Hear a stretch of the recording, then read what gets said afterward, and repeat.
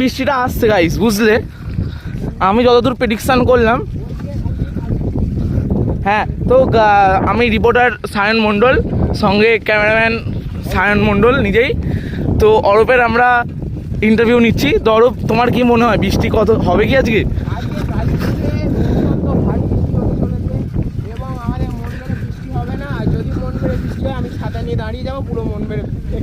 ও guys, তোমরা এর এত সুন্দর প্রশ্নের উত্তর দিয়ে শুনে নিশ্চয়ই তোমরা স্তম্ভিত হয়ে গেছো। আসলে একটু মেন্টালি প্রবলেম আছে।